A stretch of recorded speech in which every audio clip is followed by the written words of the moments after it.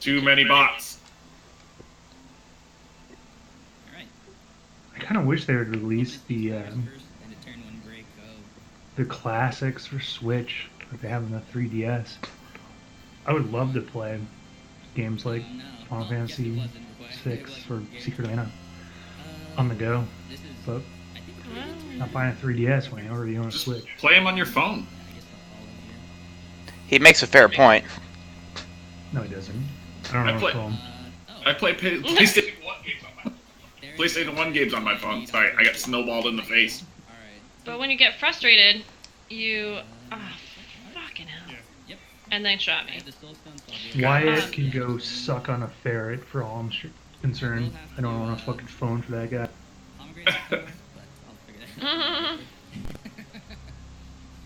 I just think about, like, if you get frustrated, you're not throwing a controller, you're throwing your phone. It's not even that. It's I don't do touchscreen controls. Yeah. Fuck that. Fuck everything about that. I was saying get a controller with a little clip for it. I own a mobile fucking console.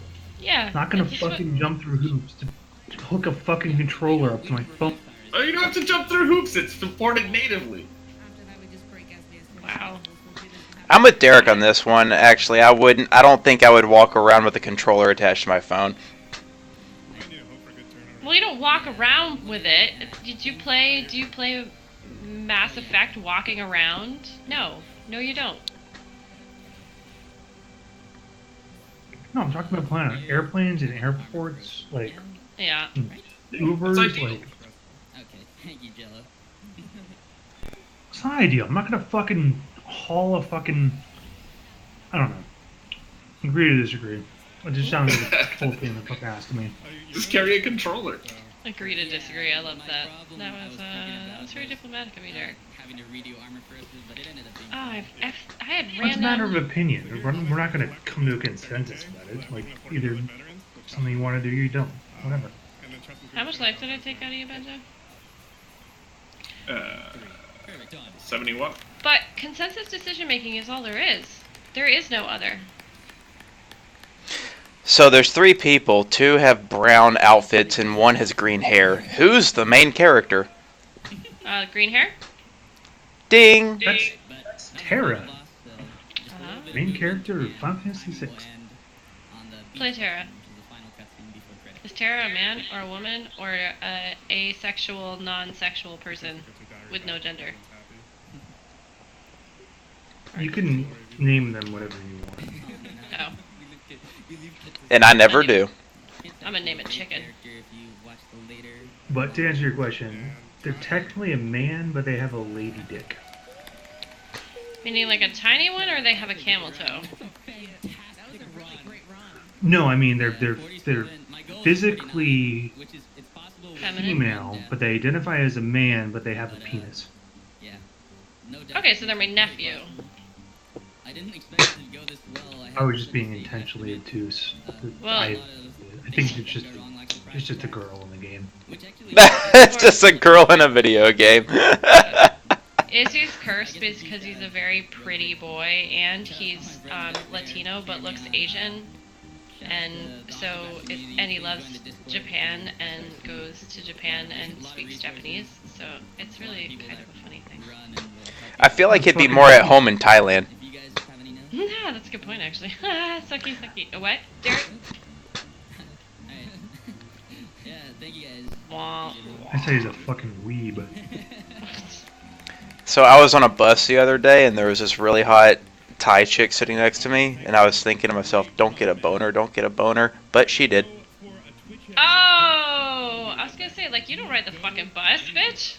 Old joke is old. Old joke is old. Dude, I'm getting, like, slammed with fucking snowballs. Yeah, this video is never going to see the light of the internet. I'm going to have to Dropbox this shit or something. Oh my god. You can always just mute parts of it. That's true, but that takes work and effort. Plus, I have AGDQ going in the background also, so it's like... Oh. I was telling somebody about that today. I don't think they understood me. Shit. You didn't do a good enough job then. Yeah, clearly. How I was dare telling you? A former WoW player who just bought each of his kids a Switch for Christmas, and he just didn't. And who is our age, just didn't even appreciate it. It was Cliff's coworker.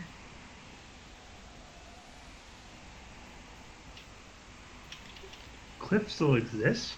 The Yep. fuck? He works at SNCS. Well, at least until nobody does. Oh, dude, Ben, did you read No, that email? I knew he worked there, but he's just one of those people who's fallen off the face of the earth, much Well, like because he was a kiddo. Kids equals death. who am I thinking of? Adam? There's some person who used to be friends. Oh, yeah, that I don't know. I don't know if you guys can remember who that is. So, This fucking AR is the best. yeah, no, it is. Well, I like the M4, the M4A4. This is the Galil.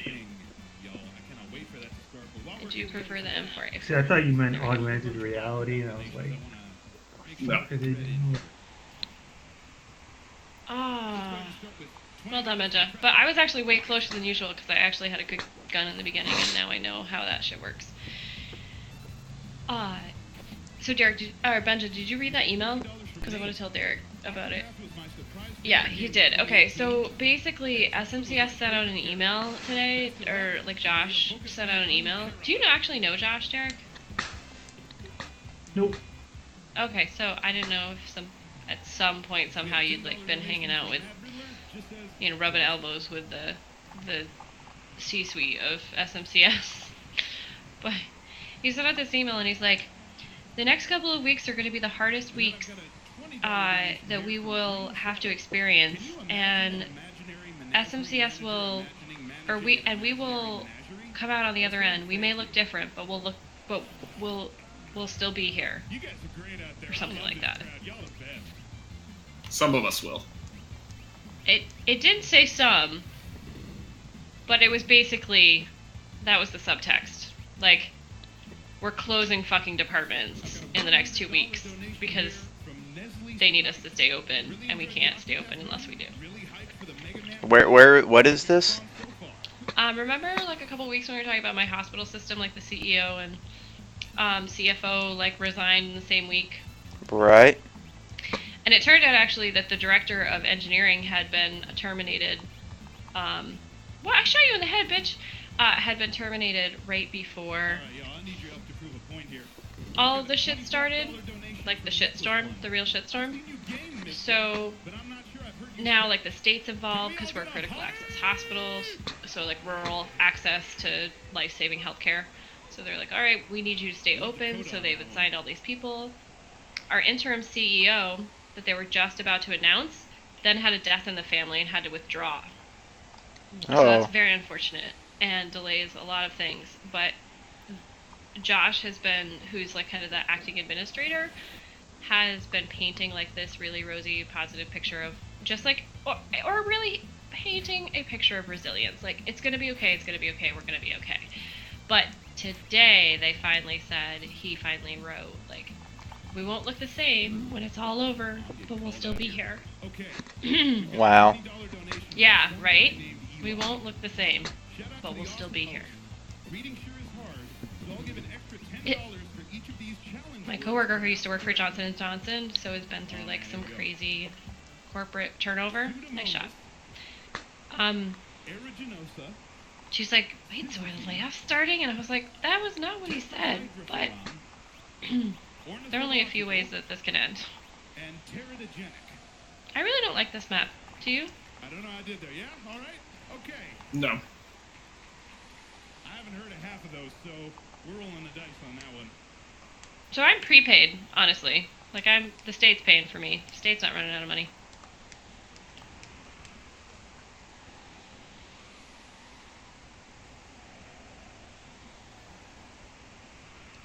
I got another Octopath donation here from Anonymous. I'm shaking 50. I half killed you, Benda. I didn't not kill you.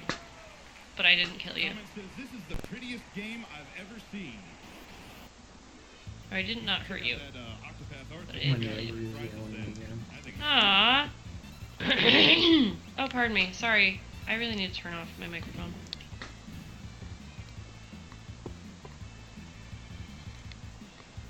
Like, what does this person sound like? Somebody from Utah? It's very, very hard to describe, or not describe. I've got a $50 donation from Glee. What's the word I'm looking for? So glad Octopath got a slot during this Understand year's AGDQ. words Glad or it was with three sounds of my through favorite a hotel characters. wall. So, Oh, okay. that So run it's was just a lot of... Octopath was my favorite Yeah, game of sorry. Yeah, okay. 2018, and my But much focus lower after that frequency kept than my voice. I'm telling you, it's even cooler in person. Because otherwise you'd say, a woman is yelling. Nice shot. A woman is yelling. Well, it could be a woman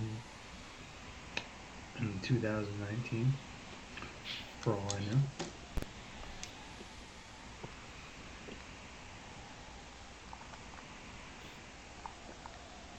Can I talk about vaginas for a second? Sure. Nope. All right, everybody, that's it for me tonight Nope. on the hosting desk. I'm going to be handing it over to my man Big John as we get ready for this Mega Man X1 through 3 relay. I'll be back tomorrow night for... I saw you and was so slow to spinning around. It's like, wait, that's a person. And then I was dead.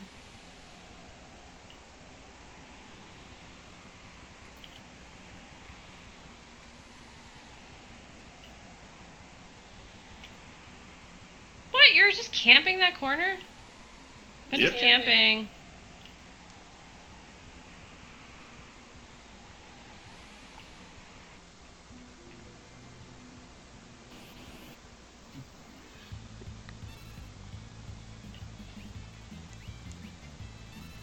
Oh, I had a crappy shotgun. I had a very accurate pistol. Now I got my Galil. You're fucked. Yep, you're right.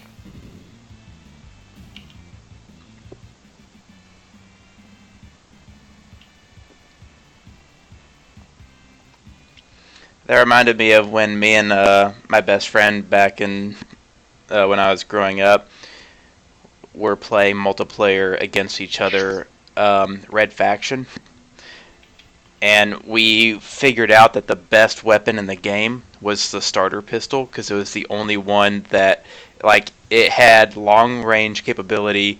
It would auto target someone that was like within, not your crosshairs, but like within a region around your crosshairs.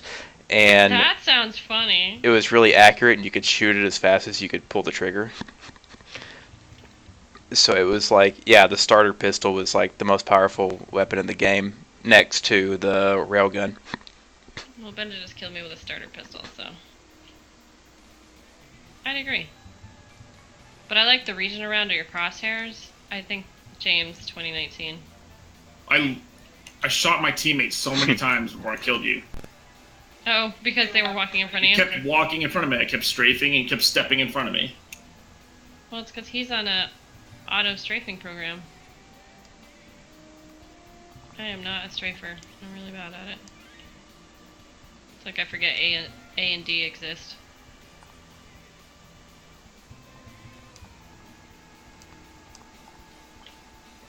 Well, you can't play like that. I'm working on it. That's why you kick my ass every time. Ben has 293 points and I have 81. If that's any indication.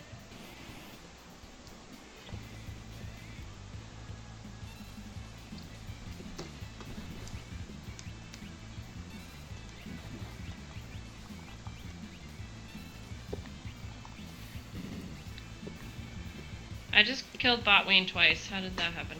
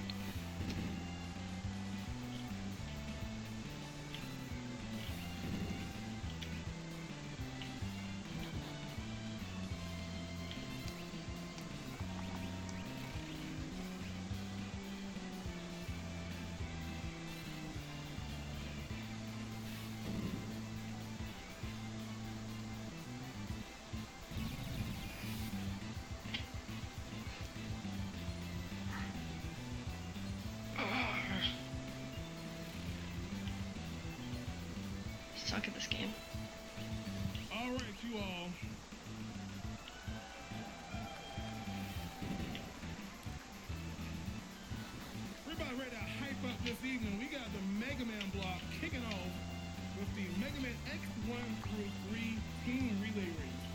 We've got, let's see, what's math? 3 times 3, 8, carry to 1, 9 people about to show this skill across X1, X2, and X3.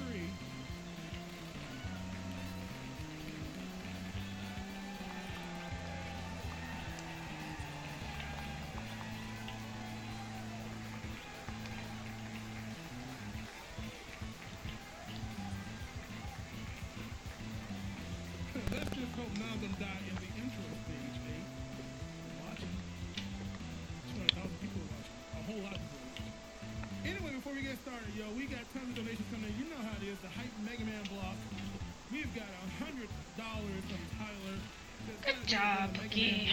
X is one of my favorite games. That was savage. Yeah, it was 431, and the biggest bot had 221. $25 anonymous. Alright, need a break. Mega Man X was my favorite game growing up, and I would love to see it be quickly. You can play without me. I can be target Thank practice. you from all the support staff and people behind the scenes, as well as the runners. Fucking snail thing. Was he chasing you? No, he's kicking my ass is what he's doing. Yeah, and to be clear here, I do actually know that you don't run in no fantasy. What was it? $25 from Dryden72. Long time watching you. Always a blast to see everyone having a great time. Blast people. Well, it wasn't fair because it's like, whatever you do, don't attack the shell. So I'm like, okay, attack his face. And then he went into his shell, and my other characters were like, oh, only thing left is his shell. Guess I should attack that. And I'm like, no, wait. And he did a thing that fucked us all over. Yeah, you need to not attack. You need to defend when he's in the shell. How does one defend? Are you not controlling everyone in your party? I'm controlling one person in my party because the other two have knocked out. So there should be somewhere in your menu when you're in battle an option to defend or... Oh, you have to press right to go to defend. Yeah, there you go. Yeah, just don't attack him when he's in his shell. That's an easy fight if you don't do that. Well, what happened was I was attacking his face, and then he went into his shell, and then the attack happened, and it hit his shell. Right, because ATB. Yep. Right. Hello, 1, 2. Which you can turn off if you wish. You can? I believe so. I would like to do that.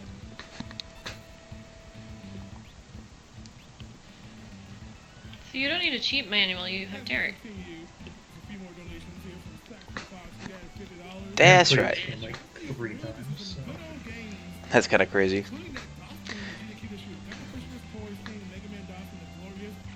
I mean, the first time I played, I was in 7th grade, so that's worth it.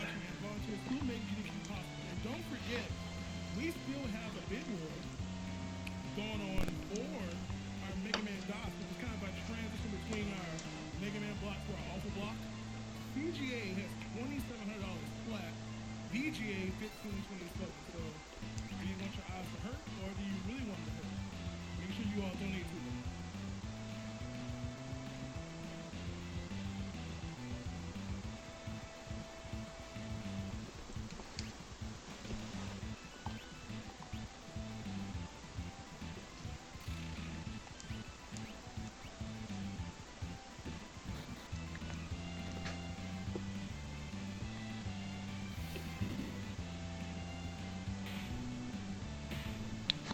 There we go, I got him. Yay me.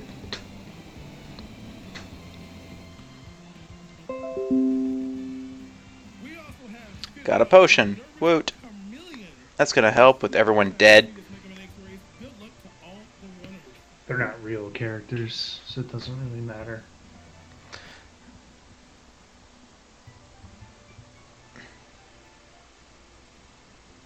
Actually, that might be Biggs and Wedge. Actually, not sure. It's Wedge and Vix, I think. Oh yeah, it was Biggs and the original. Oh, interesting.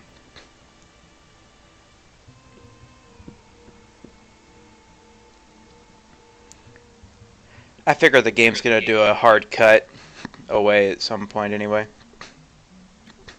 Yeah, you do a hard cut to like the three main characters. You do Terra, and then you do whatever the king guy is. I forget his name. Then you Steven, and then sort of everything comes together and you start going on your merry way. Hmm.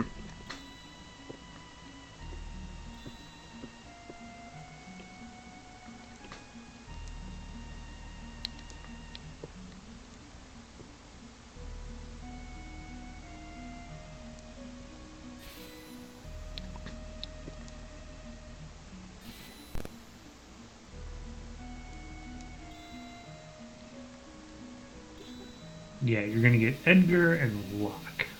Next two you get.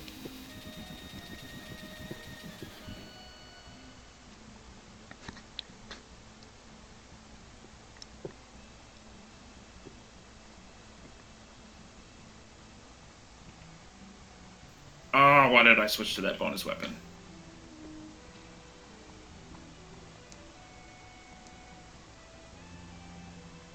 Yeah, I don't know. I just hate the M249.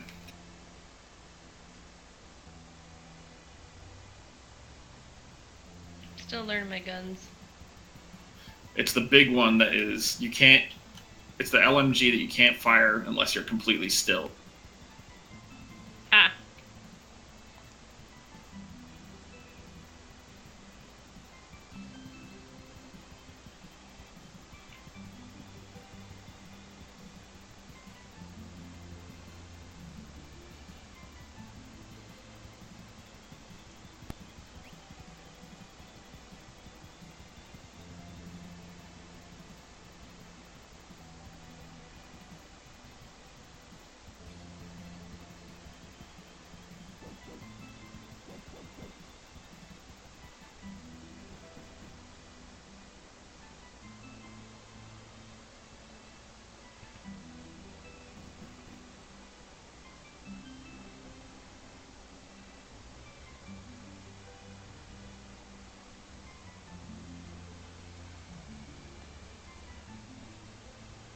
Sorry.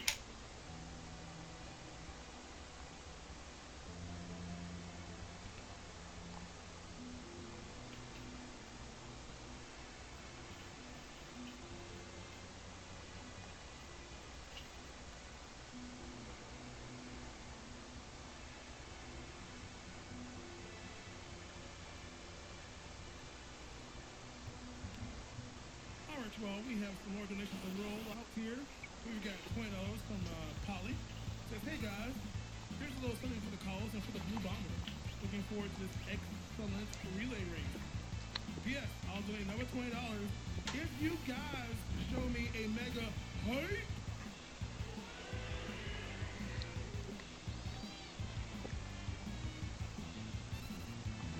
Fucking stupid book.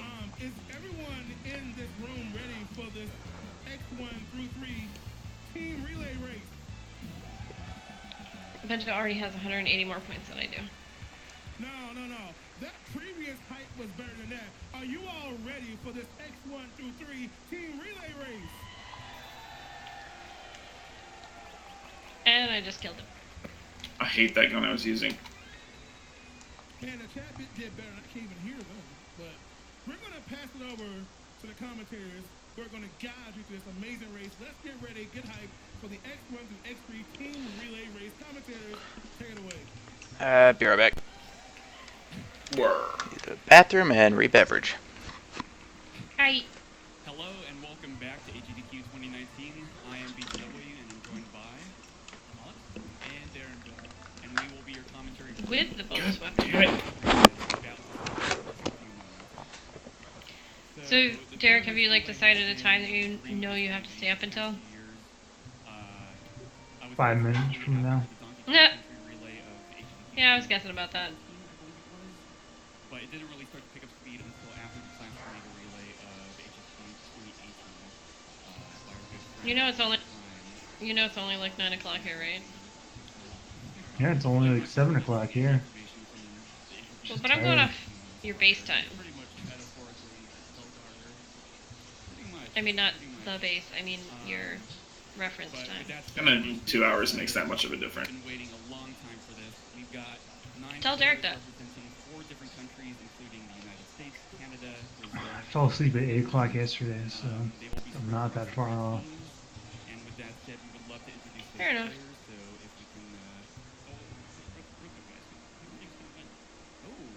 we can, I just put my food. We get takeout Thai on the way home. this guy over here. And before I put it in the microwave, I taste the sauce, and it's so fucking sweet. Mm. I don't know if I want to eat it or not, but I have no other food. I think, Well, isn't there a vending machine somewhere? The fuck am I gonna eat out of a vending machine? Got it with Louise and Madu, but I'm gonna hand it to Team X. Team X. Peanuts? I don't know. Maybe? Yeah. Like, That is true. I don't know. I don't know Gotta about that eat it. one. That's all I have. Let's introduce our winners. All right, let's tip the players here. So on Team X, playing Mega Man. Can you just X1 wash the stuff that has Countdown. the sweet sauce on it? Not for real. I mean, technically, that would be a thing that I could do, but One. that's kind of weird. Oh, fuck. Okay, I'm back. Okay. Okay.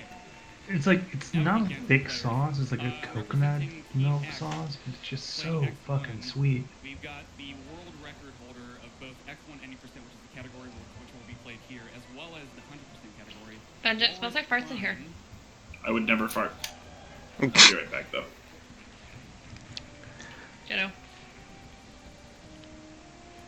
Running X1 for Team 0, we have Oh, wait, never mind. I get a head start. And running X1 for Team Sigma is none other than Caleb Hartford. Yeah, let's talk about the intro stage here a little bit. Honestly, there's not a whole lot going on other than a little bit of RNG on the team here, which you can see right now. You want to talk about this? Well, as you can see, one player decided to stay on the front of those bees. Does not take any extra damage there. A little bit of a safe So we turn on our doorbell for our security system when the pizza guy's coming, damage. or pizza person, because we do a pizza girl. Yeah, for the bees, And so when Ben isn't vaping and he's actually using the bowl and he blows out the back door, it opens the back door and it makes the doorbell go off. So then I'm like, oh my god, pizza's here! It's so fucking Ah, fast. you've Pavlovian yourself. Yep.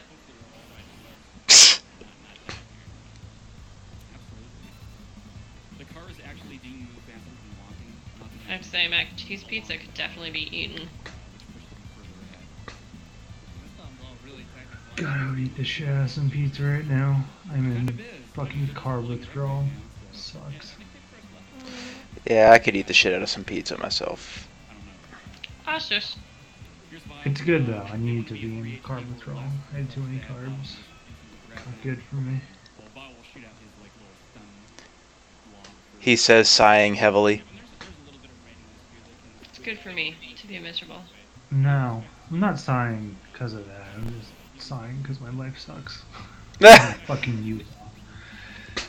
You That's are in just like the Utah. extra. That's the cherry on top of the Sunday that is my sucky fucking life. will be some various things with that. You have no idea, James. Like, I gain weight so fast when I eat carbs. Like, it's insane. Wow. With people Lucky. If it makes you feel any better, since starting antidepressants, that's kind of changed for me. I've gained 30 pounds since March. Yeah, James and I are kind of in the same place. And me. And you're not even on SSRIs. No, I'm just on being fat and lazy. The sedentary part is everyone's problem. Well, Derek, you were walking like 10 miles a day there for a while. Still do. Awesome. Always That- get my steps in. That's crazy. Always get my steps Okay, how about this one? From barbecued brownies. in. But you cannot outwalk a bad diet. Can't Nope. outlift, can't outrun a bad diet. So Yeah, they say weight loss starts in the kitchen. Something like that. I mean, I know what to do. I know what works for me. It's just like having the discipline to do it. And when you're flying around the fucking country 50% of the time, it's very difficult to do. No, Ryan has that exact same issue. All the travel that he does, just all the fucking time. He's just like, it makes it near impossible to try to keep any kind of diet consistency. I told myself I was going to do it for this trip, and so far so good. I know it's only Wednesday, but I'm trying to be good. That's awesome. That's like more than halfway almost. It's more than halfway for the shitty part of the vacation. Because Pallet's going to be an awesome part of the vacation, presumably. Oh, I mean, yeah. not vacation. I'm gonna go ham at that place for sure. Allows for a lot of shots to get in. And Team Sigma with a really nice pattern. That was actually Screw you. That was really impressive. that was It's really also satisfying. it's also good just in terms of like when you're working and traveling Very shortly behind. to not be super full, to not have to take massive shits, to not. A full It just makes things easier. Oh, see, Be, like See, I remember when I was in Argentina on like a dance and yoga week-long thingy with my grandmother. Like in Argentina, so I had been eating a standard American diet as a very active 19-year-old, so I could eat whatever the fuck I wanted. And still weigh 120, and so I was like, all right, I'm going to Argentina. And I could fill myself on their breakfast buffet, and I like would die through lunch because I'd get like a petit four sandwich and like a petit four size sandwich, and then and like tea, and then I wouldn't get like a really good heavy carb dinner until like 10 p.m. And I just remember starving my way through Argentina. Of course, I was also traveling with like an 80-year-old woman who didn't have much of an appetite probably, and she was controlling all the food choices because I didn't have any money. So that might have also been part of the reason I was starving all the time. She was eating like a bird. She's like a bird. yeah. If you're not used to not eating carbs, you're gonna be hungry all the time. But Yeah, Yeah, that's abusing the fact that you. it was torture. and I was making a point this week. I never eat breakfast. I ate breakfast every day of this week in the hotel because heading out into 19-degree weather Yep. to be outside all day, I had to eat. Like I couldn't not eat. I'd fucking die. Yeah, literally. James has heard this already. Well, bravo. So what do you usually eat? Like eggs and I don't know what else you'd eat that they have at buffets at HII. Yeah, so the Holiday Inns have like typically one sort of like omelet, like cheese or vegetable, and then like either bacon or turkey or pork sausage. Oh, right. And then some days they don't have that. They only have biscuits and gravy. And those days I have coffee, which sucks. Usually around, I believe it's once you take off half the health of Swanger. Does your understand enough that he'd like stop at a Quickie Mart so you could get a bag of nuts or something? Oh, so we already decided, my coworker and I, because he's a chill dude. He's from California. Lives outside of LA. We're not eating in the hotel tomorrow. Like we're gonna go to McDonald's, we're going to Starbucks, We're gonna go somewhere just to get something different because we've had enough of it. Nice. Which secretly I was like, that's making it more difficult for me, but like internally I was like, or externally I was like, yeah, okay, that sounds good. Like, cool. I can't even get the difference between an internal and external right.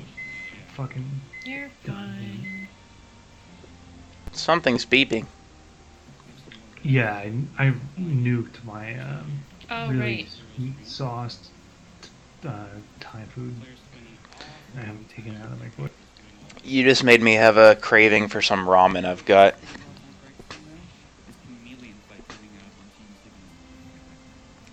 Uh-oh, the cravings have You begun. should put American cheese in your ramen. It's delicious. Like once you've drained off the broth or with the broth? Either or. Wow. When you say American cheese, are we talking like a slice of the fake shit? Oh yeah, like peel the fucking like plastic off and drop that shit in. I don't know if you're fucking with me or if that's actually gonna be fantastic.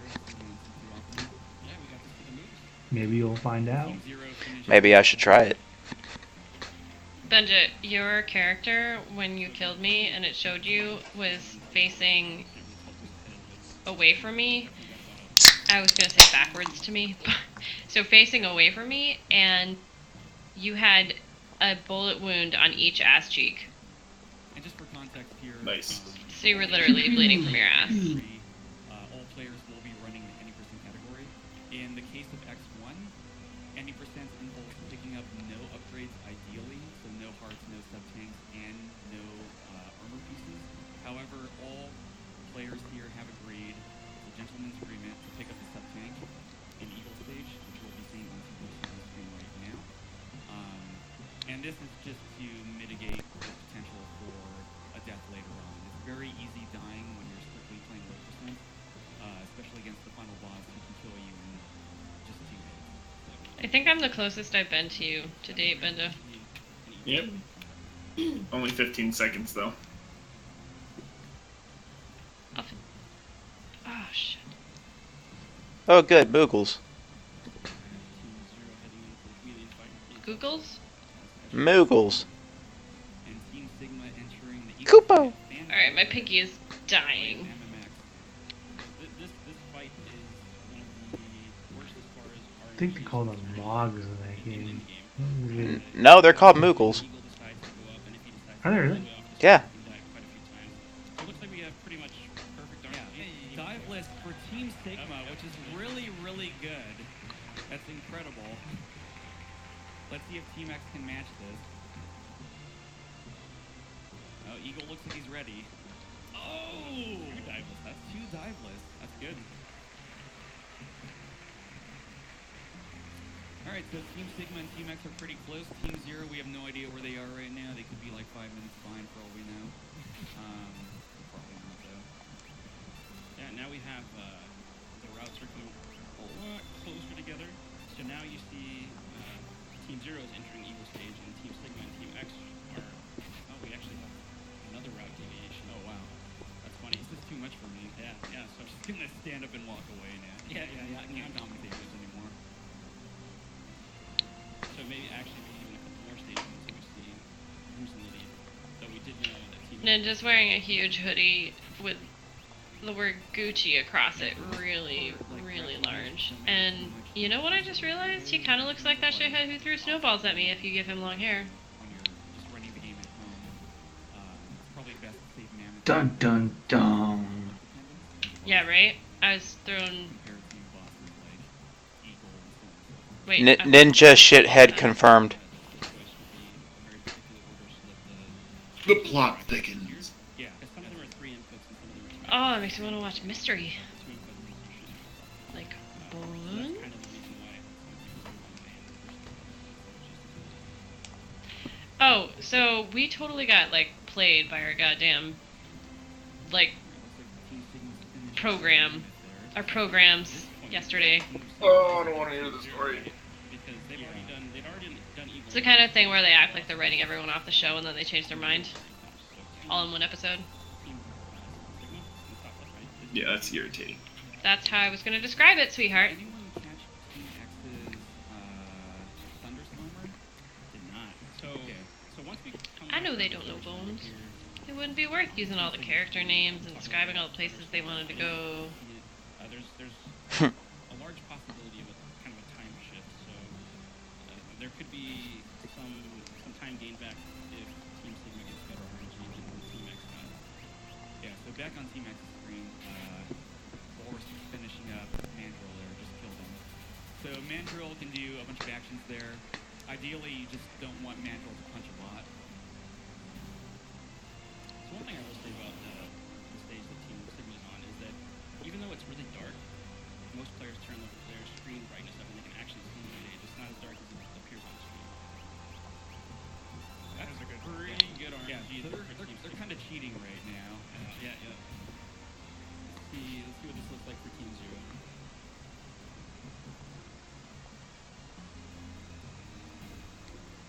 One bounce.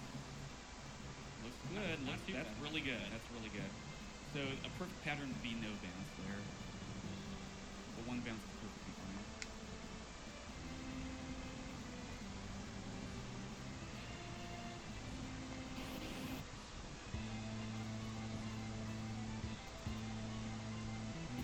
I'd say Mandrill is one of my favorite stages. Oh It's yeah. like this and Commander. Oh, for sure. Mandrill being like the most difficult, probably horizontal stage. Commander being like the James, I have a stupid question. Arguments back and forth. Okay. Do you get like substantive snow where you live? No, not normally. Mandrill has all these fancy swaps you have Okay. to do. Sure. Well, it normally doesn't snow in Tucson either, and my dad woke up to snow on the ground the other day, so Shotgun ice. Oh wow. yeah, it was nuts. I guess that's one thing worth mentioning. Shotgun It killed ice, 3 of their plants. It's kind of Oh, that sucks. shotgun where Although so did the 110 weather last summer. shotgun ice. The shrapnel that fires outward also does damage. So they were utilizing that to get through those dark hallways, kill those birds as quickly as possible. Yeah, they've actually utilized that all game. 'Cause Yeah, like you that's said, the shrapnel doesn't even just cause. There's damage. one place I never want to live. It's fucking Arizona. And hitbox spawn. It actually causes extra Why? damage immediately, and the shrapnel there's no. Because Good reason. Looks like we've converged. Everybody coming to Armadillo stage. Team Sigma definitely with the noticeable lead. Yeah, so these guys are probably just going to be writing cards for the next. because summer is absolutely intolerable. I love the King of the Hill joke for Phoenix. I think it's Phoenix. I'm not sure I've heard it. They're in the car and Bobby's like, 106 degrees, that can't be right. And then they get out and he's like, oh my god, it is so hot here. This isn't a city, this is a monument to man's arrogance. That's a good point.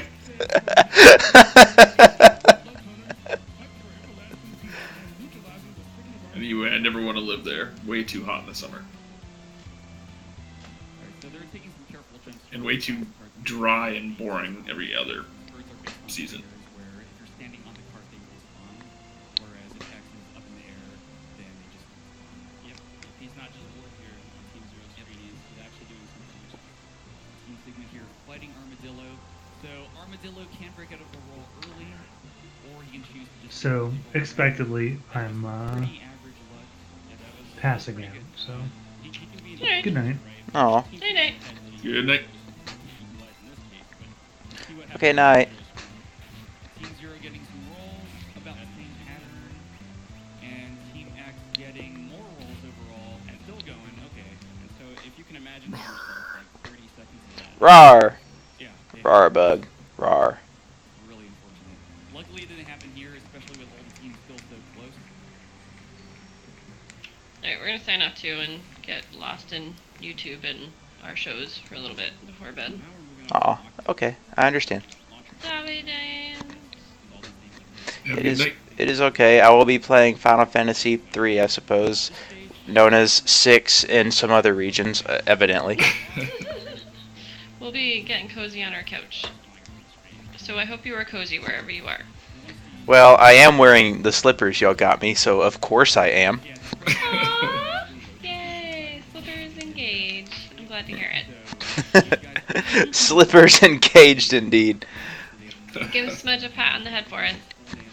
I will, but she's asleep in her little box right now. Oh. Alright, we'll talk to you tomorrow or Friday. Have a good night. Okay, bye. Bye.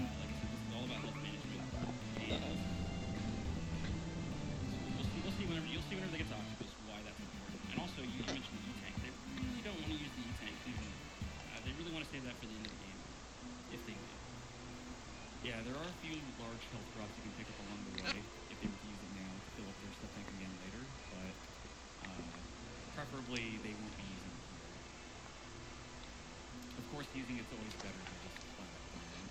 Yep.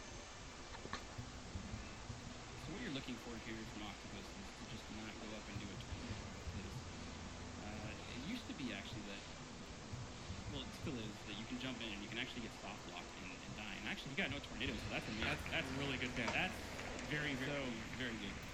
I believe there is a way to manipulate this to some extent. I want to say it's if you stand within 96 pixels of Octopus at all times, that just reduces the chance of any tornadoes he does. Yep. For the longest time, you used to see a lot more tornadoes, but now we know that the closer you are, the lower the percentage chance of that. And I don't think we saw any, did we? I don't think we saw that in one. Yeah, that's pretty absolutely insane. Yeah, that's great. Yeah, shout out to Zan for that finding, by the way. Yeah, he's done a lot of great things with lots of research over all three of these games.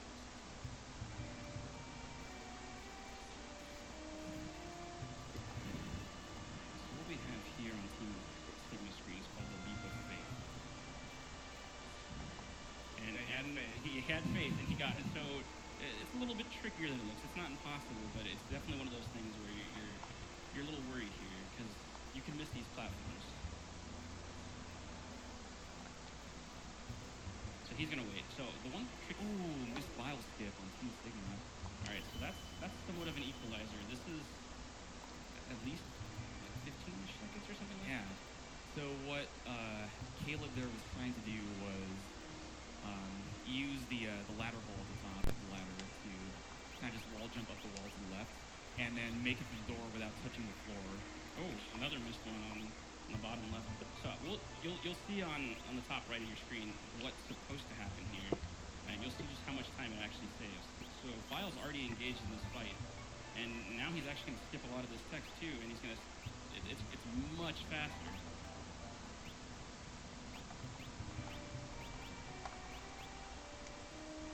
So that actually brought Team Zero a lot closer to Team Sigma. This is actually pretty uncharacteristic. Yeah. Pretty much every MMX runner. Yeah, that's actually a pretty simple trick. Obviously with nerves and stuff, it's kind of hard, but this is a high pressure setting, so there's a lot on the line here. Bragging rights. I mean, it's a really difficult trick in Team Zero. Yeah. I was betting on Team Zero. No, Team Sigma. Well, Team Sigma failed it, so. By the way, Vile there, really hard fight. He flies around, he's really awkward. You use Rolling Shield against him, which in itself is kind of an awkward weapon. Deals 4 damage per hit, so takes him out pretty quickly. So now we have this vertical section. Should also note that after beating Vile, Zero kind of disappeared there and also gave X the charge buster upgrade, so now they can reach pink charges, which also allows them to use the charge attacks of all the various weapons other than buster, which means they can also use charge sting, which allows for invulnerability.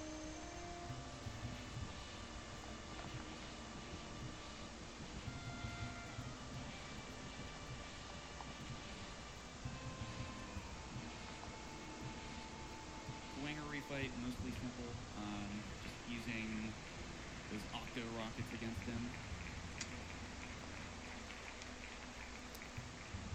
I think Sopa was going to attempt Wanger skip, but I missed it if he actually went for it. I don't think he clearly didn't get it. He's a Fox Wanger, but there is a phantom grab you can do there to skip Wanger.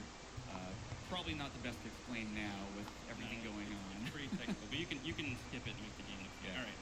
So this fight is probably one, maybe if you play this as a kid, you really hated, because you're going to be able to read these lines. But I promise you, these players have done this a ton of times. But it's still difficult, because the lower his health, the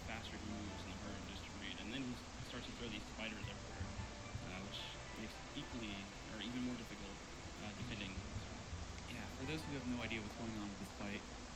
Boss fighter is going to go down a vertical bar until he reaches a horizontal line. Then he's going to skate across that horizontal line and again go down the next vertical bar until reaching the next horizontal line. So with that said, you can just kind of, track where he's going. And for those who run this game, they're able to read this very fast. It's kind of necessary, especially when boss fighter is constantly dropping these babies, which just complicate things further. We got pretty good execution so far from all the teams, and Team X is almost done, so really good. Yeah, look at that. Closing up a bit, definitely between Sigma and Zero. Yeah. So this stage actually can be a great equalizer. So we get a lot of swings potentially in the end of this category because we have a lot of RNG. So we talked about Penguin at the beginning, how he can slide, but now we're back at Penguin, and now he gets to the tournament. We need who takes more time. Yeah, this is the stage. So every time Penguin is hit by Burner here, Penguin's going to start a new pattern, and it could be this slide, which you're seeing on Team Sigma and Team Zero's screens right now. And when he's sliding around, you can't hit him. So they're hoping for as few slides as possible.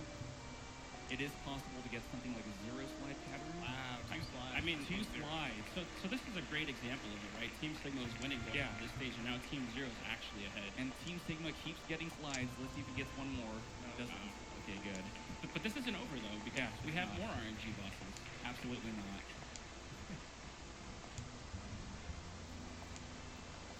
I would say average is around 4 to 5 overall. Sounds pretty reasonable. Which in itself is pretty terrible. Yep. Yeah. The record certainly doesn't have them. Yeah, maybe it does. I don't know, but the record in this game is really. Honestly, it has 3. That sounds pretty solid.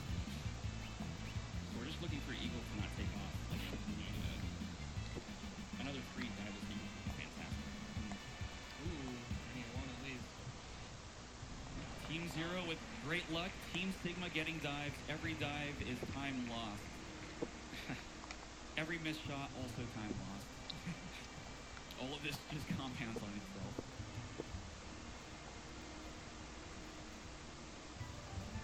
Let's see if Team X can make some ground here, and even, they will. Even Team X is making up time on Yeah. Team Sigma because of the luck. Yeah, Team X got a really nice goal pattern there. I believe that was diveless. The feet cut out for a bit, but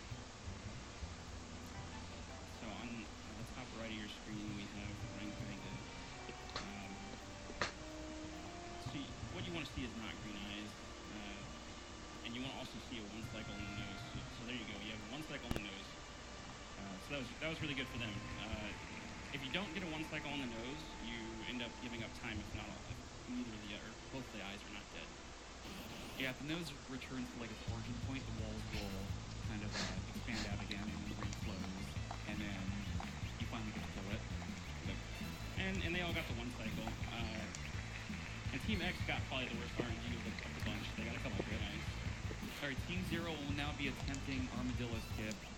This involves placing a charged ice platform, got it, Yep. in a very precise position such that the camera does not scroll up, therefore not spawning Armadillo there. So if you watch Team Sigma now, you'll see them trying to do this thing. Oh, so they're going to lose a little bit of time here. Team X's chance. So now it's almost equalized between Team Sigma and Team X because they missed the skip first, but they both got it, so that's good. We have some fancy games going on here. Team Zero screen.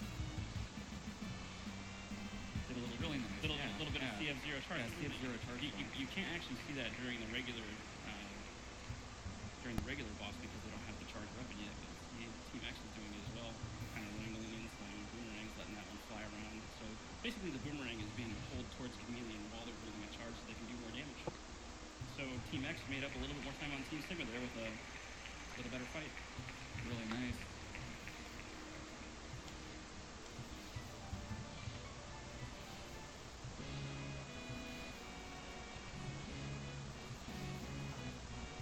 Not too many hurdles for Team Zero right now, but I believe Octo is coming up next. Yep. So that can always be a game changer. This stage is always a little bit scary. Again, anytime you fight Octopus, you're talking about left mid. Yeah, this is definitely like the gauntlet of an X1 80% run. Once you start Big 3, right off the bat, Armadillo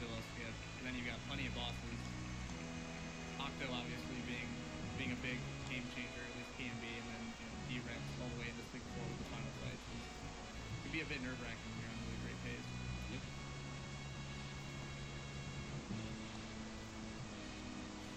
You can even see on Team Zero's screen, we probably wish he had a little bit more health. Just safety. Yeah, Mammoth coming up for Team Zero isn't too scary, but D-Rex definitely is. It looks like Team Zero's actually taking top path here, which is slower, but it's safer since you can grab health as well. So Yeah, I respect that. I kind of wonder if we'll see Team X grab health as well, because Team X actually had a really, really bad pattern from Octopus and lost a lot of health. Everybody's just gonna... Everyone's taking top path. may as well, right? So you're not too worried about burning new Mander here. Yeah, he's just the appetizer for what's to come. Hopefully, from all three of these teams we see the next fight, this looks really, really easy. I promise you it's actually not. Alright, D-Rex here is weak to Boomerang. So Boomerang's kind of goofy in that if you're moving up when you shoot with it, Boomerang also travels upward, as opposed to if you're like falling when you fire it, Boomerang will travel downward. So the players have to keep this in mind with respect to also the distance Boomerang is from D-Rex with respect to iframes and everything else to make sure that he's constantly taking damage. We have a really exciting race right now between Team Sigma and Team X. Yeah, this is close. It only they have like the same with RNG. Look at this. This That's is so Sync. weird. This is Sync! Sync chomp, sync everything. Wow. What are the odds there? Frame for frame. I think Team X had to walk a bit more to the center of this, so Sigma gained a few frames. But no, actually, no, this is just frame for frame. Wow. That's exciting. Let's see who comes in second or third. Although I will say, for X1, Team Zero still lose a lot of time here. This is a very scary part of the fight. Literally, absolutely. Nothing. Absolutely nothing. I've never seen a player die here in my life. Ooh, sub-tank that early. Okay. So he's All right. got faith that he's not going to get hit by Jedi Sigma, which makes sense. Yeah. You should never take damage. You stay on the wall.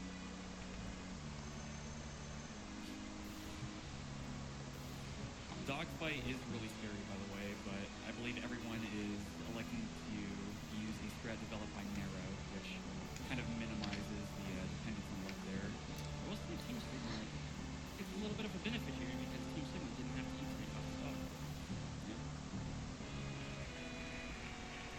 Alright, so, those two fights, they look pretty scary, but this what Sopa's going into right now is actually the scariest part. Basically, he gets 2 hits and he's dead. So he can take 1 hit. Yeah, even the bottom of his claw here does huge damage. The lightning bolts, the fire, the orbs, everything. And everything here is completely random. He's playing it good. Nice energy. Very nice. 31:48 by Sopa on Team Zero. Incredibly impressive time. Alright, so I'm so happy we got to see a 31. yeah, that's really sick. good. Team That's X. really good. It's a really good marathon time. Alright, so I guess we didn't explain this, so we'll go ahead and explain this. Because there's a little bit of changing that has to go on the stage, and some players have to set their controls. Ooh. And Walrus takes a death to Final Sigma. Again, it's very easy to die, so he'll actually probably farm some health for his tank, it looks like. Yeah. So I want to explain what's going on on the top right wall, As well as like rolling shield. while these guys are yeah, that's right, waiting. So we decided that we would leave a minute between games because certain players have to change control schemes and when the car stops so that it's not rushed. There's a timer going on for both the top right and the top left screen right now until they go to Team Zero, before they can start playing X2. But they will start how they finish, however much time they want. Yep. And this death for Walrus on Team X is unfortunate, but it's not the end of the world. There are still 2 entire more games to go through, and with that said, there's a lot of variance, a lot of like back and forth possible. And now we have Trogdor on Team Zero going through the first stage of X2. So unlike X1, you start with dash here, so this is automatically better, I think. Yeah, better speed game. Yeah, better speed game. There's less luck in this game overall, still a lot of luck. You're not going to see it here just yet, but very next stage there will be the potential for a lot of it. So Trogdor is entering the CFO fight. You're going to see him kind of dancing around, and this isn't just for fun, this is actually to increase his overall DPS. So he's going to gain distance away while firing a buster shot, and this allows him to gain like it allows him to expedite his charge sooner. And I don't think we mentioned it during X1, but we actually have the CFO strat in X1. Yeah. They use it pretty, a handful of bosses. Yeah, we saw it with Chameleon, for example. Yep, that was the Green fancy light. fight, yeah. But that Walrus. Alright, Walrus Negative done weight. with X1. alright. Easy boss. So the first boss in X2 is where that strategy originated with firing a projectile and charging walls in the air. Yeah. Basically gives you a head start on your next charge. Yep. Can save multiple seconds on bosses. So both Team Zero and Team Sigma entering Sponge's stage. So unlike in X1, you're going to see them immediately grab the heart here on the left.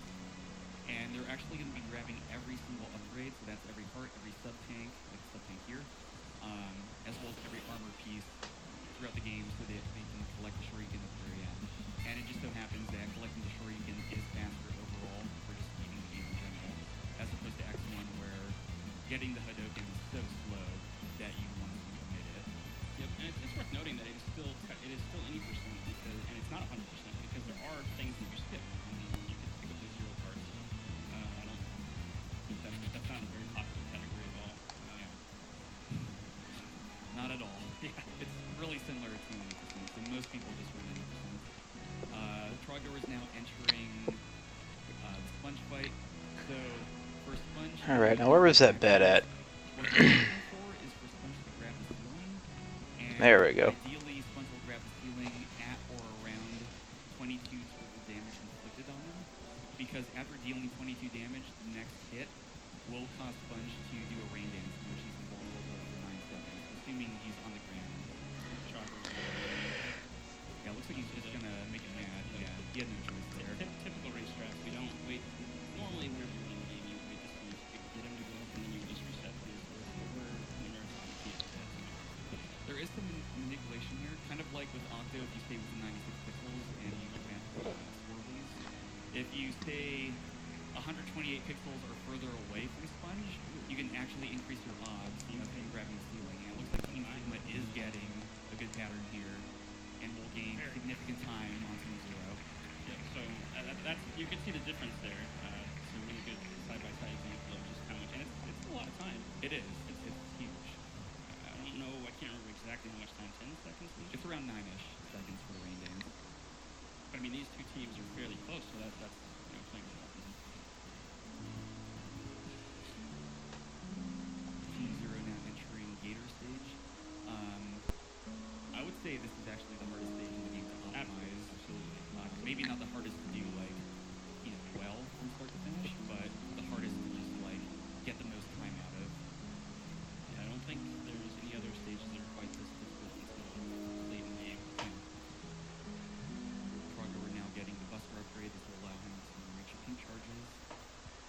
So he got the chain from Wire Sponge, and one of the big different things between X1 and X2 is the fact that there are a lot of high utility weapons in this game. So chain, which you've already seen, can be used to pull X toward walls, and this is actually faster than dashing itself. So in most cases, you kind of want to use chain on random walls or corners as you're passing them, just to move X a bit further than you would normally. There was even a chain there if you're watching top left screen. He actually used it to grab it and make it over the spike. So a little bit scary because if you miss that chain, you die. But there's other utilities for it as well. Team Zero struggling just a bit to get this heart. You can use a chain, which I believe Team Sigma just got to get that heart by grabbing that corner up there. Otherwise, you can also take a damage boost from the mech underneath on the ladder, or you can take a damage boost from the Rhino team to the right. looks like Team X just finished off Sponge, and they didn't get Angry Sponge, so that's really good. Okay, both Team Sigma and Team Zero quickly approaching the Gator fight. So, oh man, the Gator fight. So, they're going to open up with a buffer chain, and this just involves pressing and holding the shoot button as the fight begins. And if they time their dash correctly, they will catch Gator before he sinks into the water, which he does by default. I'm gonna be nice to learners. If we could hold applause and Team Sigma kills Gators, that would be great. That would be great here. So please wait until the second death.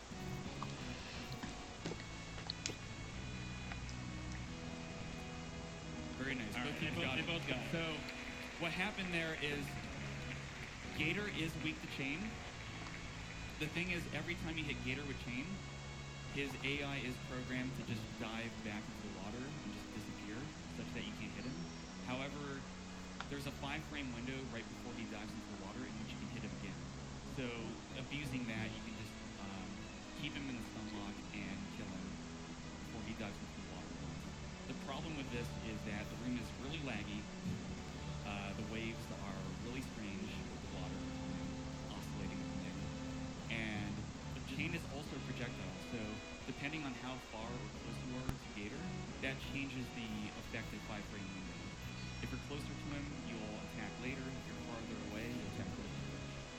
Yeah, I guess for a little bit of context, 5 frames is probably around 80 milliseconds. Around that, yeah. So this game does run at 60 milliseconds.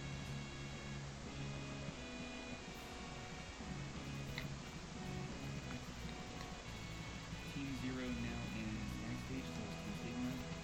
Here they'll also be grabbing 2 items, and for what it's worth, every stage in this game has 2 items. You'll notice here with the climb that they're kind of standing on every ledge they can, and this is just because it's the quickest way to gain height.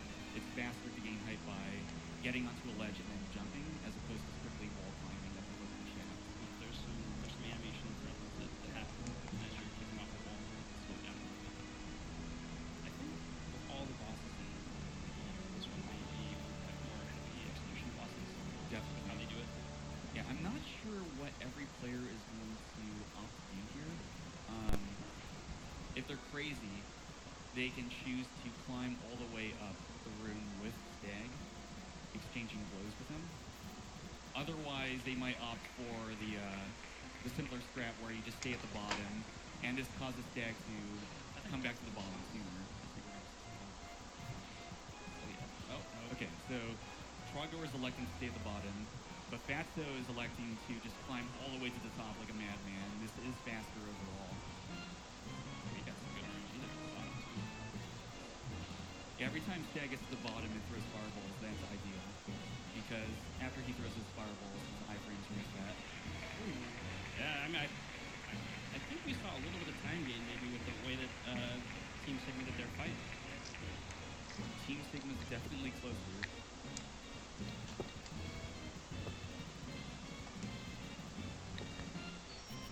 Have we mentioned dash off? How dash off do 2 damage? I don't think we have, and that actually had an effect the next one as well. But, you know, we better do it now before we get X3. Yeah, I think we just did. Okay, well, dash off damage. Yeah, so if you dash and then fire a buster shot, that shot will deal 2 damage as opposed to 1. This is not true for X3 though, aside for, I believe, the intro boss. Besides the intro boss, yes, all the rest of the bosses do not, although several enemies do. Yeah. And it should also be mentioned that if you dash and fire 2 shots, only the first shot will deal 2 damage. The second one will deal 1. So you're only allowed 1 per square.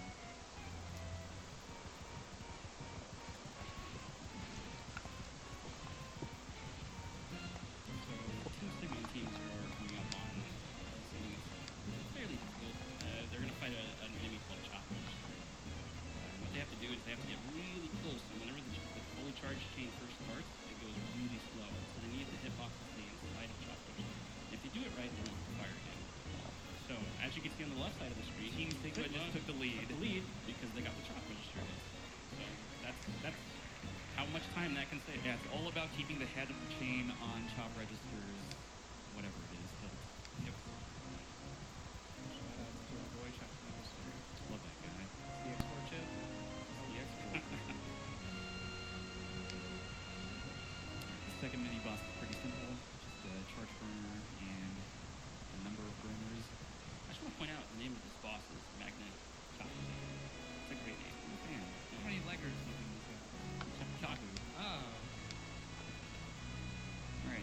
said, they are entering the centipede fight here.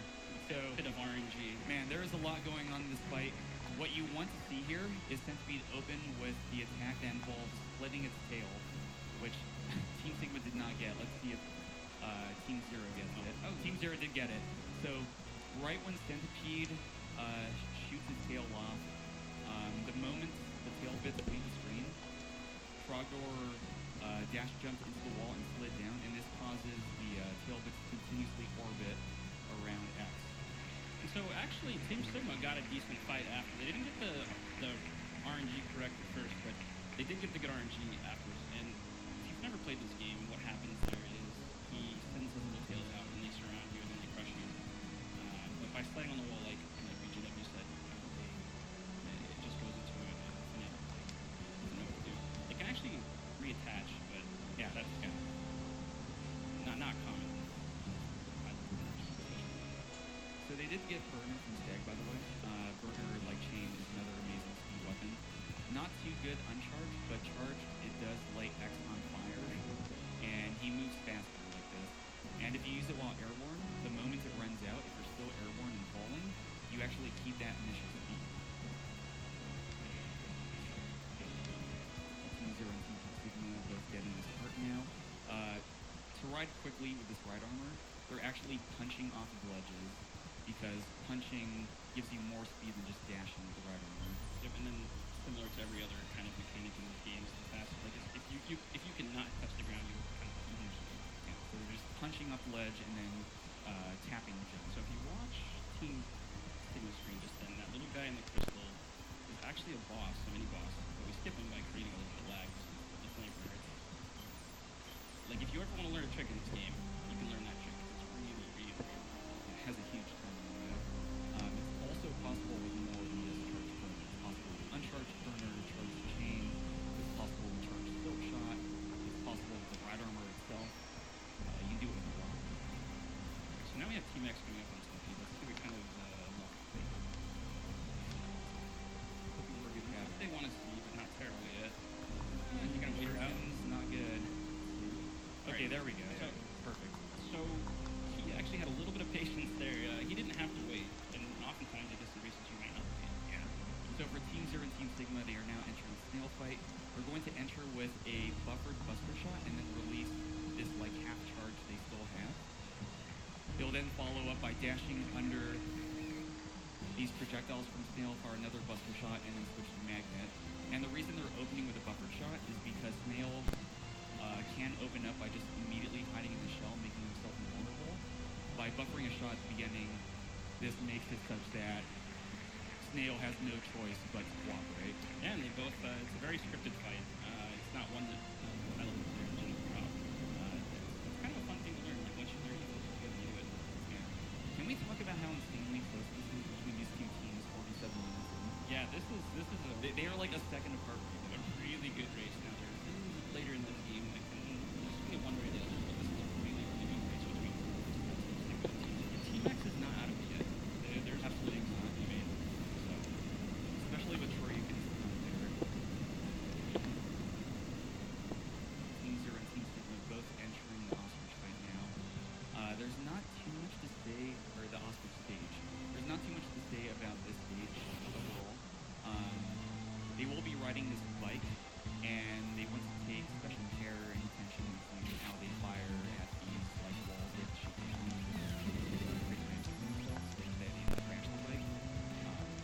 The most important piece here is the turnaround for the item at the end. They need to do a pretty tight left input here. Hopefully none of them crash into the spike wall. Sigma a bit early, but they still get it. what? Oh boy. That looks scary. That's insanely impressive. Yeah. So for anyone who's run this game, it's so difficult stopping early and then like just inching forward a tiny bit and also turning around right after as recovery because the bike moves so incredibly fast. Usually what happens is just some players like just sit there and turn around at the wrong spot. Yeah, either you turn around in like the same spot over and over again, or you just like high speed crash into the spike wall. Look at this mashing right here. Let's check out the smashing. Wow. That's 30 hertz wow. smashing right there.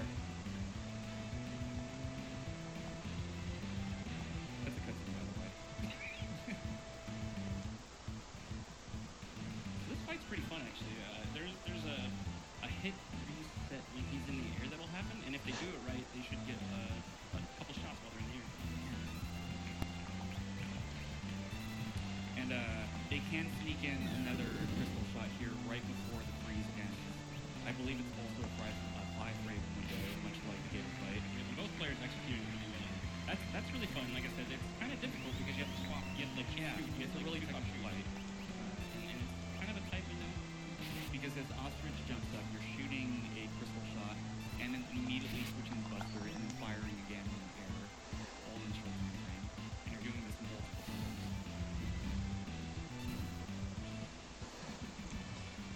The bubbly crackers.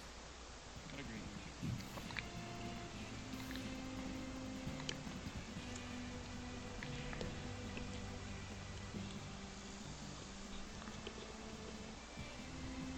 Also great music. Same.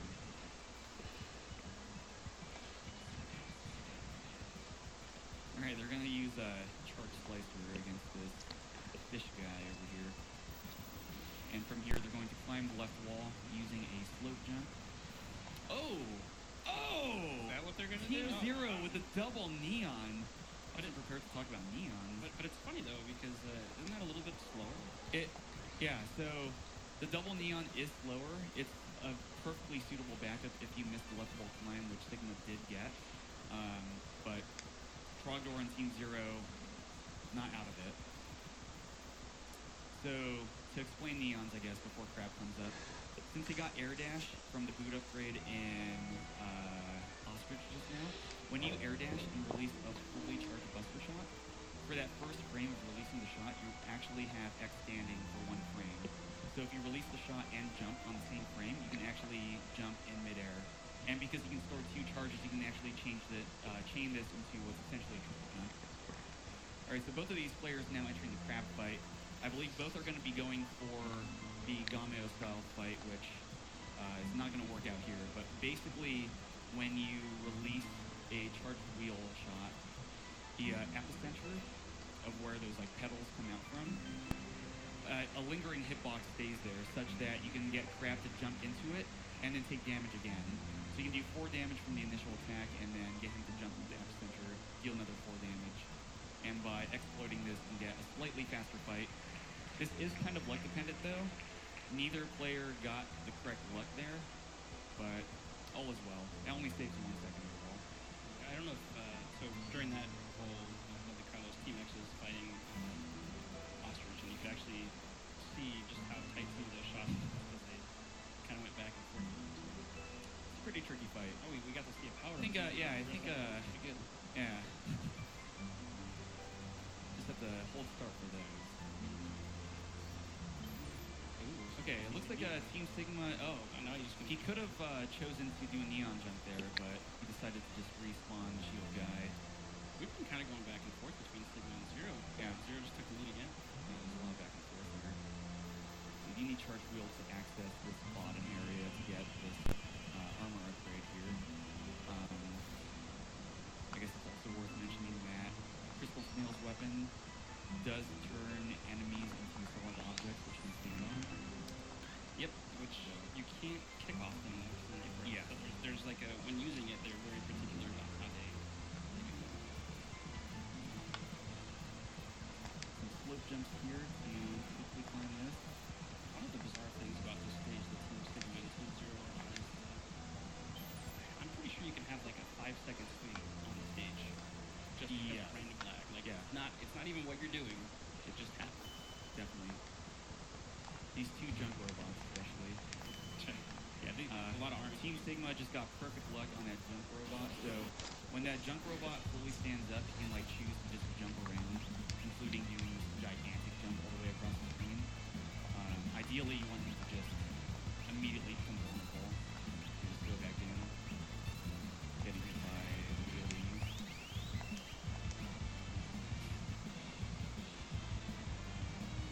Team Zero attacking the second jump robot, gets another jump. Excellent. Now, Crab.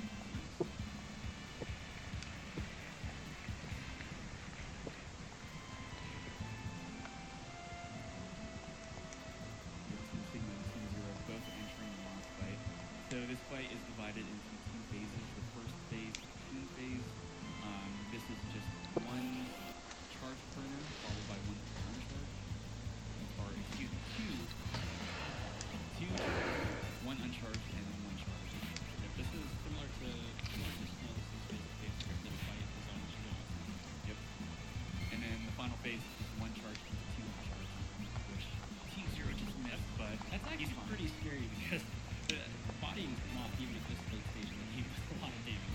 contact damage with Moth does do a lot. Thankfully, every player does have the armor, so I believe contact damage only does 4, as opposed to like a billion.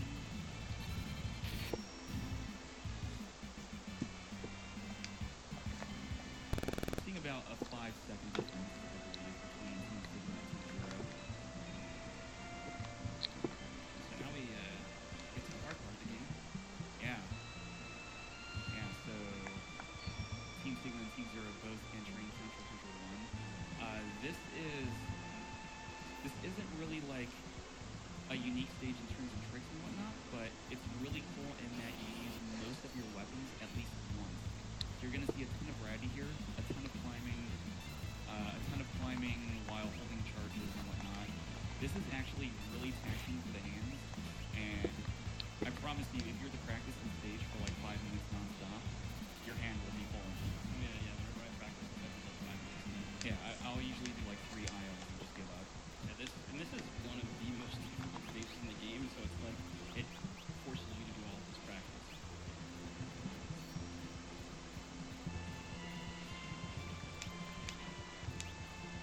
As you can see, like flamethrower straight into a mine, switch over to the chain, back to the flame, and over the top. It's just a lot of execution. Colonel Fatso and Team Sigma getting really close to Team Zero. He made up some ground there, for sure.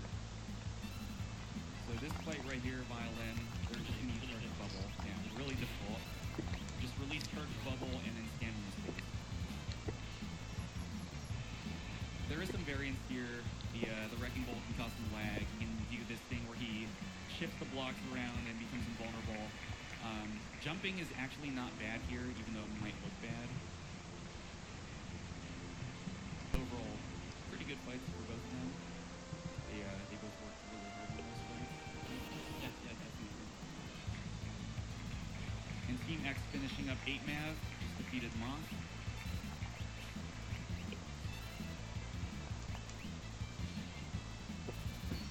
So this next stage has a trick that can separate the teams by a large amount. It's called the elevator skip towards the next stage. There's not just, it's just really tight timing wise and producing jumps on the walls to actually make it. So one team gets in, the other one, the team that gets in first. So they're going to be air dashing under this elevator and climbing up to this elevator, taking the damage boost from the flame and then making it all the way to the top. Very nicely done by both teams. And it looks so simple, but it's really not. It looks really simple, but it's not. Definitely not. Robert, interesting fights too. You get to use Slicer, a charge slicer in this fight, and potentially get double hits with challenging attacks. There's some RNG with that, I think, too. Magnet and Silk first for this first phase, and then Slicer to hopefully get double hits here. So, Teams are really screen. yeah, they're hoping for the correct like X position and Y position with respect to Sergez, such that as the Slicers expand outward, very nice fight by Team Zero. And so you can actually see Team Sigma lost about 3 seconds there because they missed a double hit. So. Yeah.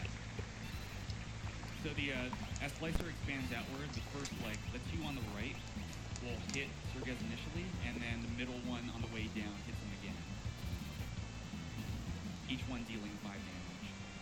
Tough fight for just tough fight for Team X here. Tokyo sweating, dude.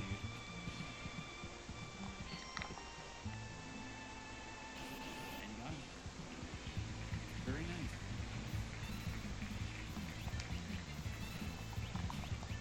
Team Zero and Team Sigma now entering.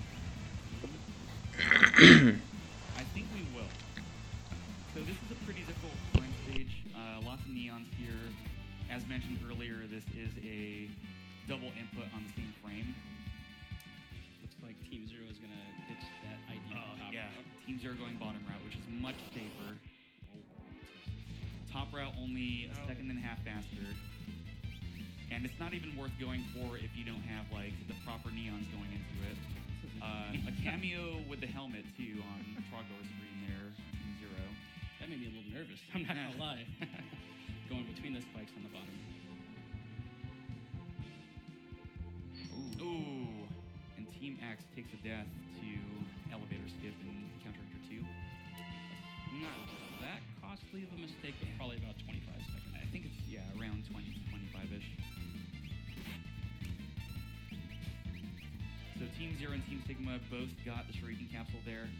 Again, this was the whole point of collecting every upgrade until this point, and now you can see on Team Zero's screen, he will one-hit KO Agile up there in the sky. All right, and Team X getting that elevator skip after the first mistake, so that's good.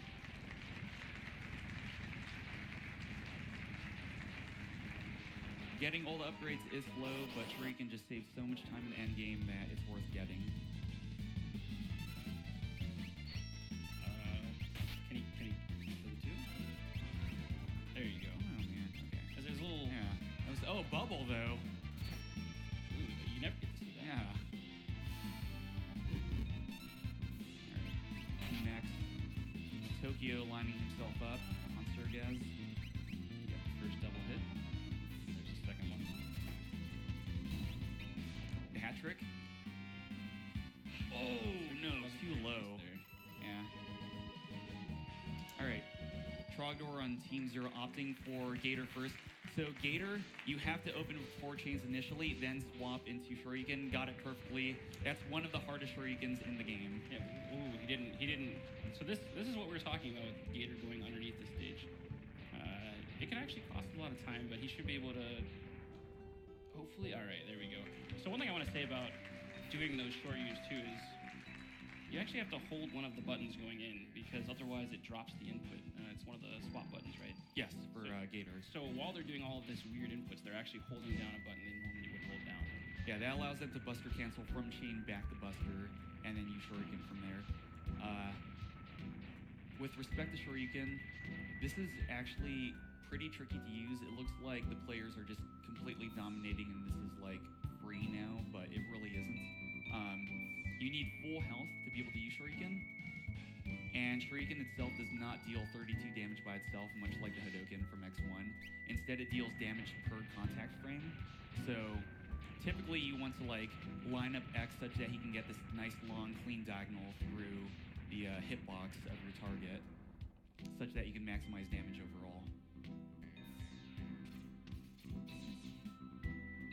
Yeah, like early on, if you ever learn this game, you'll find that this is a place where you bleed many minutes. It's not as simple as it looks. Trogdor getting some bad luck here, but dashes under the whip and gets the Shuriken on Sponge. Team Sigma entering Crab. Crab can jump initially, or you might have to bait him yourself by jumping over him. Looks like he chose to jump. Fatso caught it and Shurikened him. That's scarier than it looks. Yeah, and if you have to bait the jump out, it's worth noting that in this version of Crab we have spikes on the ceiling, so you'll just die if you touch the spikes. So. Yeah, don't want to jump too high. Like right there, he had to bait it out, and then he got the Shuri. So that's kind of like the opposite of what happens if it doesn't go perfect. Let's see the orange here for Team Sigma on Sponge. Oh, also a whip. Same Have to dash under it. Yep. Oh, but he fires a Buster Shot instead of using Shuriken. So this is interesting because he doesn't have a backup E-Tank now, unless maybe he'll pick up some health here. I'm not So sure. every time you re-enter the boss rush screen, there are 4 small health drops at the top. So I'm assuming Team Sigma will go up and get those. We've got something important here on Team Zero about to take it down on Moss. Frame perfect. Frame perfect. Beautiful. Not only that, but frame perfect beat boops. Frame perfect beat boops.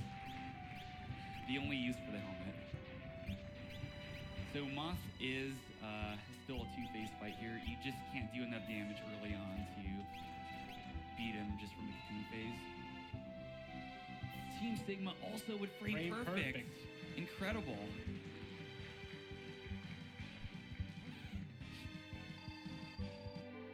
So it's Trogdor taking out Ostrich there. Kind of fun, actually. So it looks like Tokyo on Team X is missing, what is that, 5 health? He should be okay.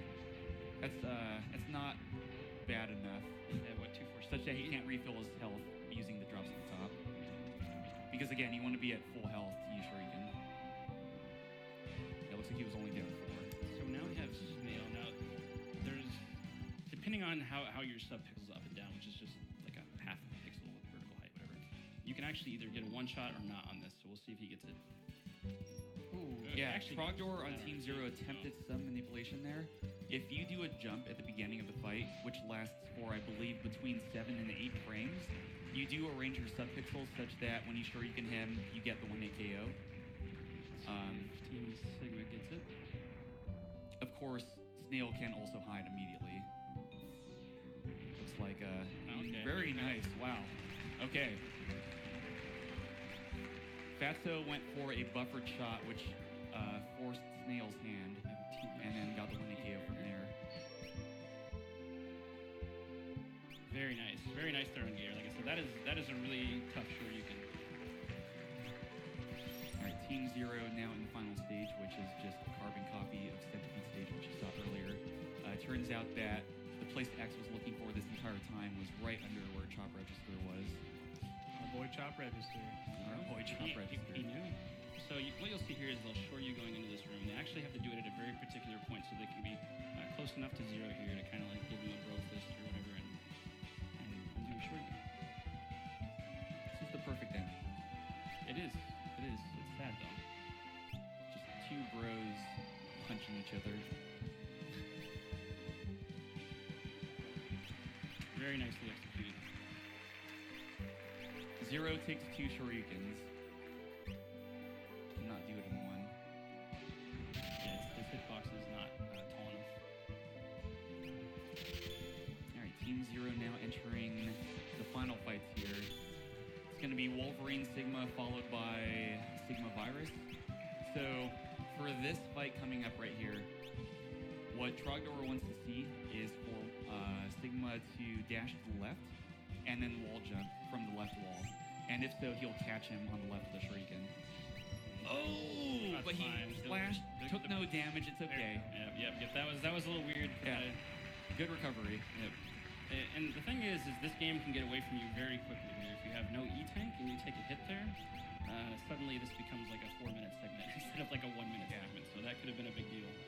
And now Team Zero will be dashing under Sigma Virus, dashing back to the left and doing a shuriken to hopefully kill this guy in one hit. Gets it! There it is. And X2 is done for Trogdor on Team Zero.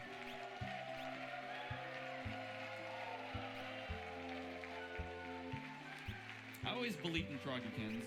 Yeah, he's my favorite. Team Sigma also with the 1-hit KO on Sigma Virus. Both teams will now be shifting over to X3, final leg of the race. Kind of we'll have a 1-minute delay here while the players get set up for both teams. So we can watch Tokyo finish off Snail here. I want to say Tokyo to Snail last, so this should be the final boss of the rush. Most players save Snail for last because there's just a chance you might take damage, and you just really don't like taking damage. Got the 1-hit KO. There it is. Can't complain. So yeah, we're about to go into X3 here. For Team Sigma and Team Zero, we've got Luis Miguel for Team Sigma, who is the world record holder for this category of this game with a 39.25. Followed very closely by Madu, both from Brazil. So Team X definitely has their work cut out for them coming into this. Team X is heading into that final stage.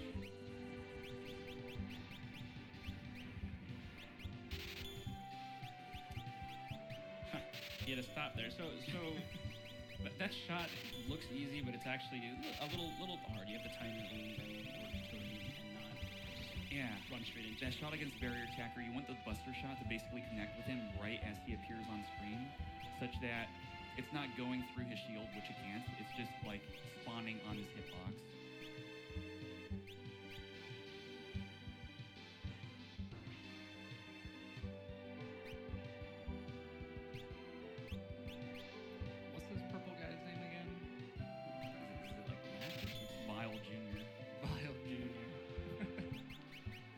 We should have known he was going to betray us. It doesn't matter. He doesn't last very long. All right, playable Zero. Woo! That's a first. He's so red.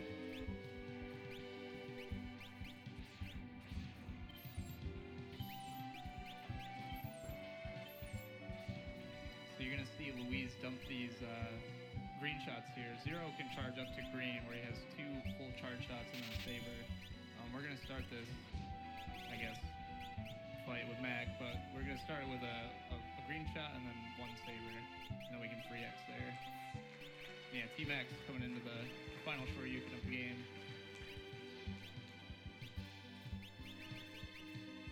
See if they can get the dash under and dash back. Yeah. One shot. This is a really scary dash. Yeah, this what's happening on Team X's screen is not simple. He gets it. He gets it.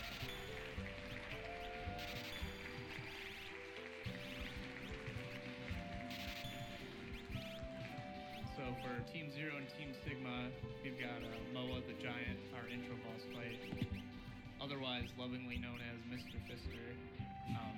Thankfully, we didn't get too many fists on Madu's side. Louise is getting some.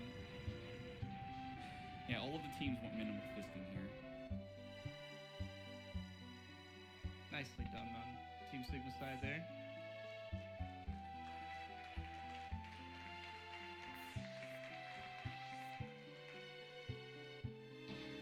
The first stage we're going to be going to is, what's his name? Is it Frozen Buffalo or? Icy Buffalino. Oh, that's what it is. We can actually skip the intro, like little fanfare for each of the bosses in X3. Which is really terrible. Yeah, because they got great names, real great names. But if you're playing this game casually, if you decide on your Japanese version to wait out the credits, then you can see the great names. So one thing about this stage is the ice physics and kind of keeping momentum, right?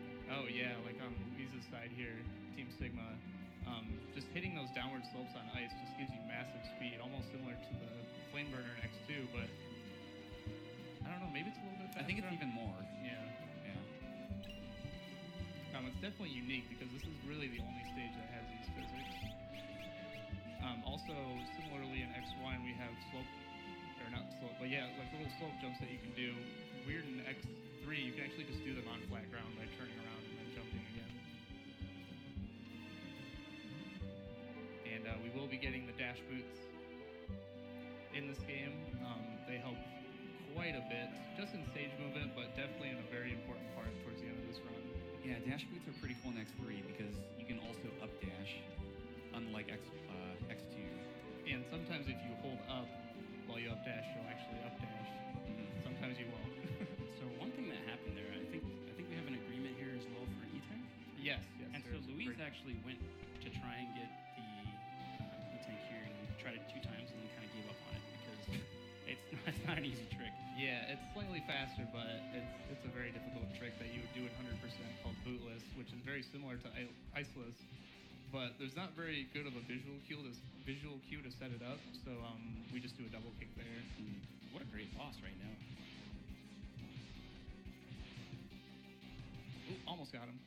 Yeah, you can see both Team Zero and Team Sigma just jumping here right as Buffalo turns around, and this causes Buffalo to just charge back into the wall on the left, which keeps him in the lock. Oh! Team Sigma there getting like suplexed. This is actually Going- scary. Yeah, this is a Back into the manipulation. There we go. this is a scary Buffalo fight. So he does have Got boots, him. apparently. I never knew. Why he doesn't just run into the wall? Nope, I guess not. Looking at the fists of the first boss again here. Yeah, we're getting a bit more there. They have like a weird pattern to them when they track on X, but when you get hit by them, it just makes for a slightly slower fight. We got Team Zero, Madu coming into Seahorse. X3 is really known for its intense vertical climbing, basically across the whole game, and this is a good showcase of it. You see him coming up this vertical section here. Double kicks, up dashes. Really nice and clean there. Followed by an empty room. I think X3 is really interesting because it does have a lot more vertical climbing as opposed to the other games. Like X2 had quite a bit, and X1 has quite a bit, but there's just a lot more of it. It seems like in X3. Oh yeah, definitely. A lot of stages are more or less focused on that, and I don't know. The developers of this game had a strange obsession with very slow moving elevators, and a speedrunner